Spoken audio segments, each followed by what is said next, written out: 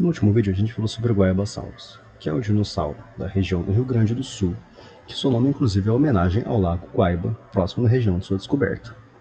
Hoje, no caso, a gente vai falar sobre um dinossauro por qual eu tenho muito mais carinho do que o Guaiabasaurus, que é o Nanocosaurus holundi, um dinossauro da região ártica, onde hoje em dia fica o Alasca. O seu nome significa lagarto urso polar, que é uma clara referência à sua aparência. Como a gente pode ver, ele realmente se aparenta como um urso polar.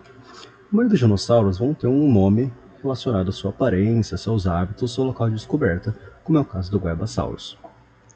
O Nanocosaurus viveu no período do Cretáceo Superior, o último período antes da extinção dos dinossauros não aviários, no caso. Estima-se que ele viveu de 70 a 60 milhões de anos atrás.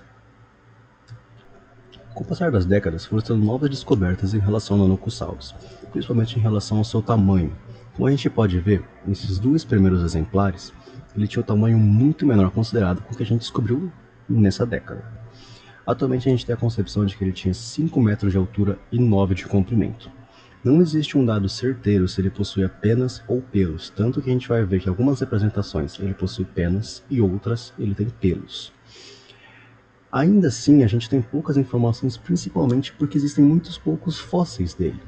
Atualmente a gente possui apenas os fósseis do seu crânio, e nem é o crânio completo como a gente pode ver. Isso é muito comum na área da paleontologia. São muitos poucos os dinossauros do qual a gente tem uma grande quantidade de ossos. A maioria deles tudo base de cálculos e suposições. Com tudo isso, a gente conseguiu chegar na descoberta de que ele era um exímio predador ártico. Os tiranossaurídeos possuem uma visão muito boa. Ele utilizava isso para ser um grande predador furtivo. Ele usava do ambiente ártico, com baixa luz, neblina, nevasca e tudo isso, para pegar os seus presas de surpresa. Esse ambiente que ele vivia, inclusive, é um ambiente que não existia muitos dinossauros. Pelo menos a descoberta atual diz que a gente tem por volta de 10 dinossauros na região do Alasca. E a maioria deles eram predadores, apesar de serem pequenos, como a gente pode ver. Os grandes dinossauros eram esses dois herbívoros e o Nanocosaurus sendo o maior predador da região. O motivo dos demais predadores serem pequenos se leva ao nanismo que estava acontecendo no Alasca. Conforme a gente tem a escassez de alimento, as espécimes tendem a diminuir de tamanho, e com o alimento em abundância, elas sobem ao gigantismo, ficando maior. O Nanocosaurus, inclusive, ele é menor que os demais tiranossauros. Por quê? Porque ali no Alasca ele faltava alimento, e a sua espécie começa a diminuir para necessitar de menos alimento, consequentemente sobrando energia. Em contrapartida, a gente tem os Sauronitolestes, que, sendo também um predador, sofreu um nanismo muito grande comparado ao Nanocosaurus, sendo que os Sauronitolestes têm 1/3 do tamanho da sua espécie comum, enquanto o Nanocosaurus é só um pouco menor que o Tiranossauro. Ele também tinha um hábito de não emigrar.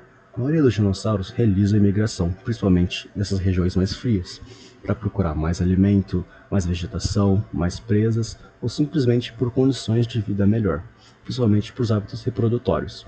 Porém, o Nanocosaurus ele não era esse tipo de dinossauro. Ele costumava manter-se no mesmo local toda a sua vida, sempre se adaptando às condições de vida e tudo mais.